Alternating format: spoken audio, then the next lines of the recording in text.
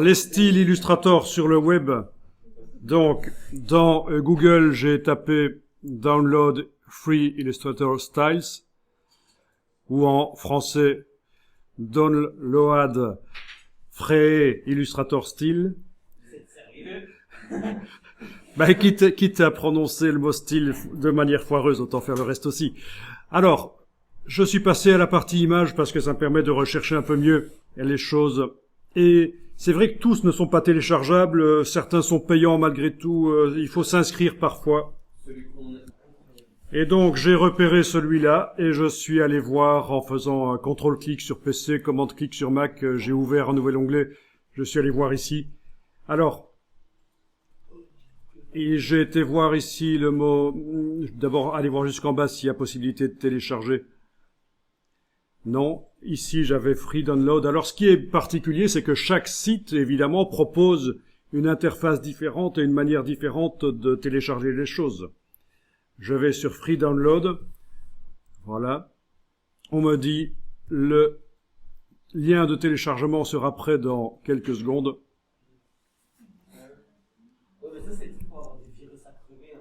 Alors, je vois ici Start Download. Donc, je clique sur Start Download. Voilà. Et ça me mène en bateau parce que ça me met maintenant une publicité sur laquelle il est mis Download. C'est une publicité. Donc, c'est pas là qu'il faut cliquer. Mais c'est comme ça qu'ils se font l'argent, hein. C'est avec des liens de download, ils vous embrouillent.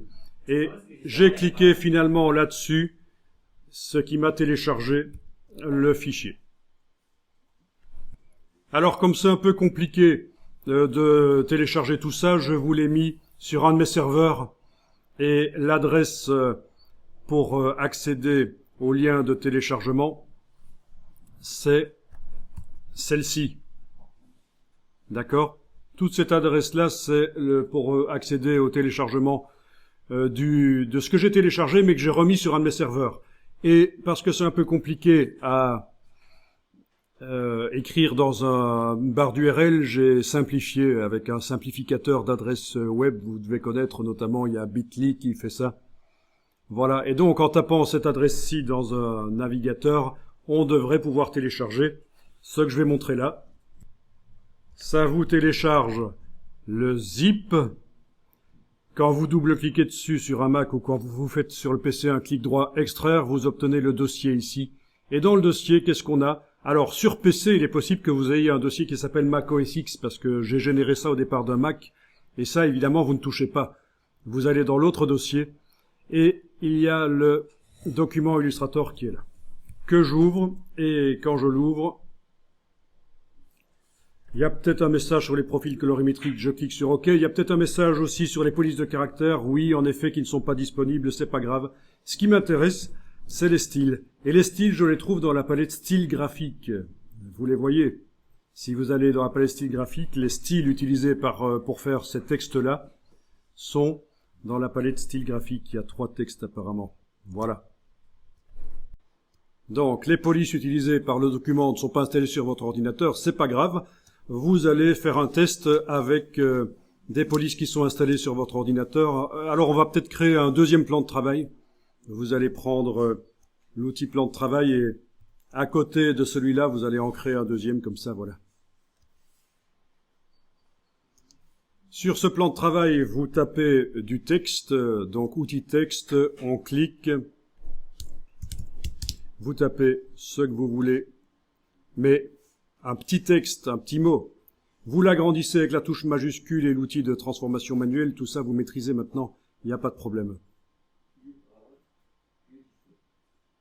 Voilà. Et tiens, j'ai mis le texte à peu près à la taille des textes qui étaient livrés dans le document Illustrator que j'ai téléchargé. Comme d'habitude, palette de caractères, passer en optique pour que les approches de pair se fassent.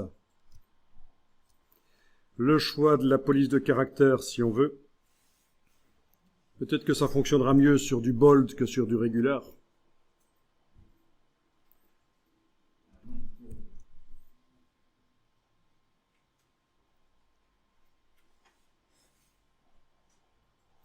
Et alors, en ayant la ligne de texte sélectionnée, vous appliquez l'un ou l'autre de ces effets, de ces styles. Donc ça, c'est bien.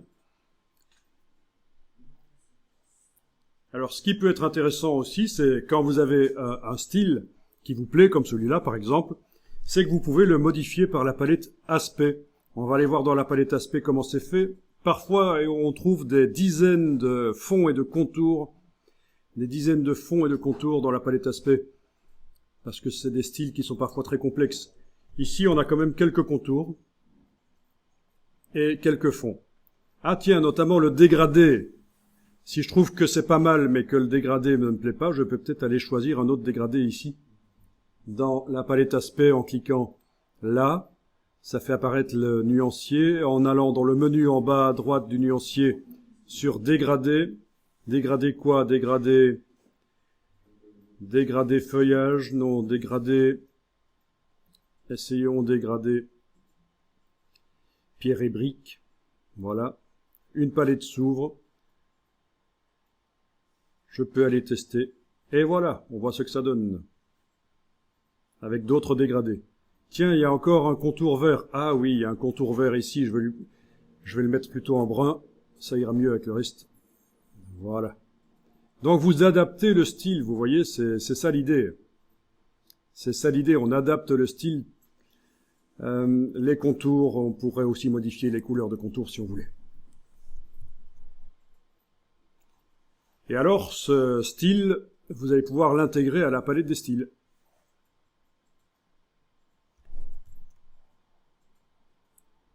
En glissant l'icône en bas, l'icône qui est en haut à gauche dans la palette aspect, vous la glissez dans la palette style graphique et voilà, vous avez donc adapté un style. Le document ici, vous pouvez l'enregistrer dans le dossier d'aujourd'hui, après-midi.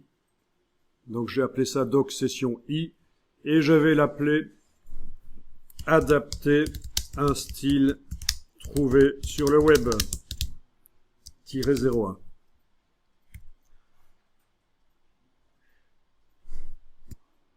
Alors, c'est pas tout. Regardez ça.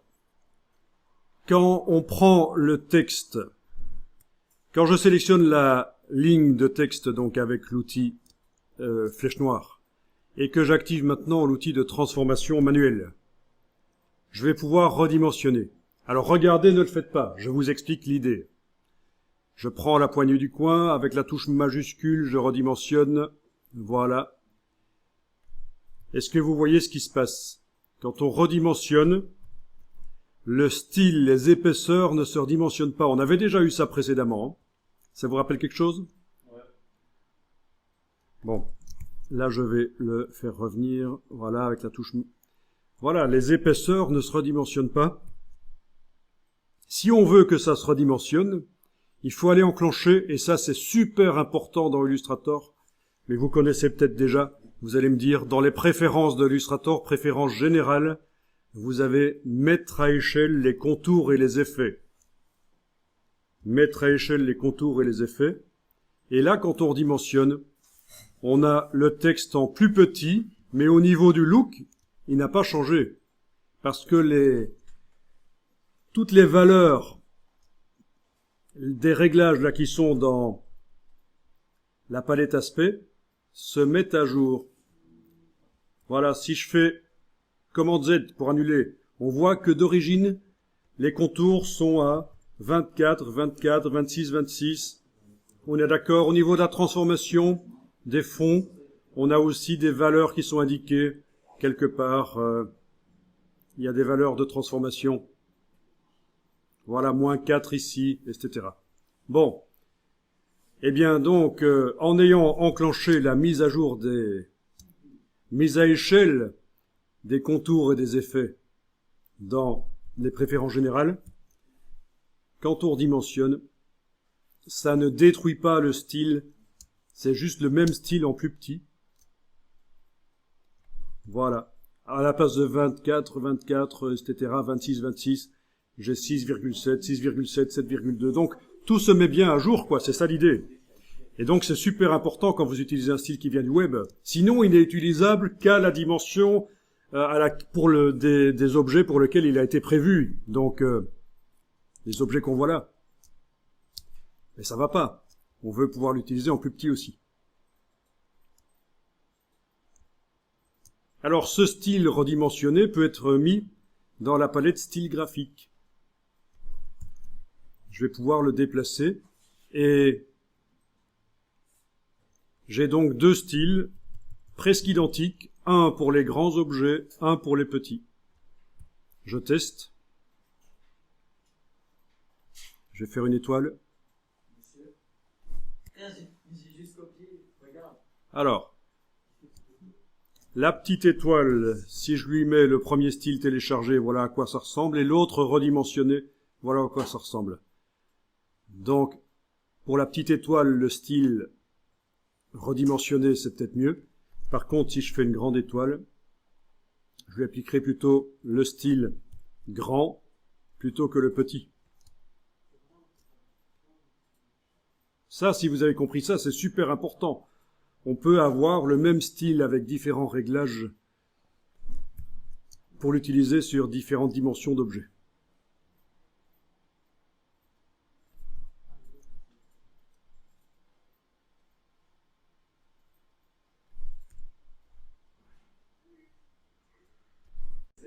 Alors, autre logique avec ça. Je vais à nouveau taper un texte. Voilà. L'agrandir et appliquer un des styles.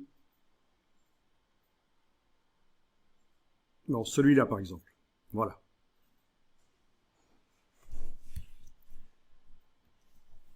Et là, la logique va être différente. Je vais retourner dans les préférences générales et je vais décocher la mise à échelle des contours et des effets. Je décoche.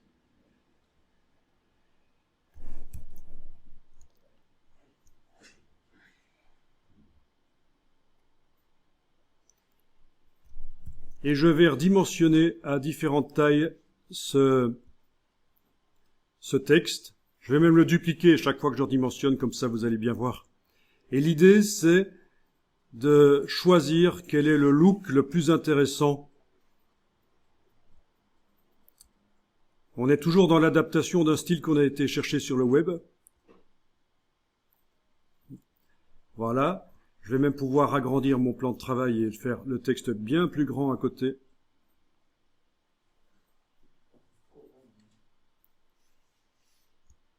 Voilà. Donc, celui-ci, toujours avec transformation manuelle, j'agrandis, etc. Voilà. Donc je me retrouve avec plein de variantes du style, on est d'accord? Je sais pas si vous voyez.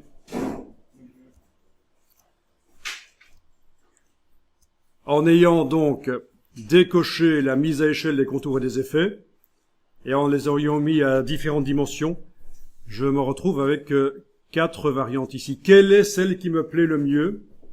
Peut-être que c'est la plus grande. D'accord? Peut-être que c'est le texte le plus grand qui est le plus sympa. Je pense que moi, il me plaît bien. Et donc, dans ce cas-là, qu'est-ce que je dois faire? Je dois faire en sorte que sur un objet à taille normale, quand j'applique le style, ça ressemble à ce que je vois là au-dessus sur le grand texte. Vous suivez la logique? Donc voilà. Qu'est-ce qu'on fait dans ce cas-là? Eh bien, il faut créer... ici, je vais créer un plan de travail qui va être un format A4. Après avoir créé le plan de travail, je le mets en format A4. Vous voyez les options là au-dessus. A4. Ça, c'est un A4. Il faut que je m'arrange pour que ce texte-là, sur l'A4, soit à une taille normale, mais qui garde ce look-là. Donc là, je vais aller réenclencher la mise à échelle des contours des effets, et je vais le redimensionner à la taille qu'auront les objets sur lesquels je veux utiliser ce style. Voilà. D'accord ? Si je zoome, il a bien le look qui me plaît. Et je stocke ça dans la palette style graphique et je vais pouvoir utiliser ça sur n'importe quel objet. Je crée une étoile, je l'applique, voilà, parfait. Donc c'est vraiment important cette dernière partie-ci, adapter un style trouvé sur le web. Donc je vous ai expliqué comment faire en sorte de redimensionner un objet qui utilise ce style et que ça garde l'aspect. Il fallait dans les préférences générales que ceci soit coché. Je vous ai expliqué comment en décochant ça, vous pouvez aussi faire des recherches de variantes du style et comment obtenir une version applicable à des petits objets. Vraiment, si vous avez compris ça, c'est super important parce que le web regorge de ressources et arriver à les adapter, c'est important. Alors, sur le web, vous avez aussi d'autres ressources Illustrator. Si on tape Download Illustrator Gradient, vous trouvez des dégradés. Des dégradés Illustrator. Et évidemment, eux, ils vont apparaître dans la palette nuancier, en fait. Il n'y a pas de palette dégradée. Enfin, si, il y a une palette dégradée qui sert à manipuler les dégradés, mais pour stocker les dégradés, c'est dans la palette nuancier. Quoique dans la dernière version d'Illustrator, ils apparaissent aussi dans la palette dégradée, mais dans la version 2020. Voilà, les Gradient Illustrator. Qu'est-ce qu'on a d'autre? Les brushes. Download Illustrator Brush. Vous avez plein de brushes Illustrator disponibles.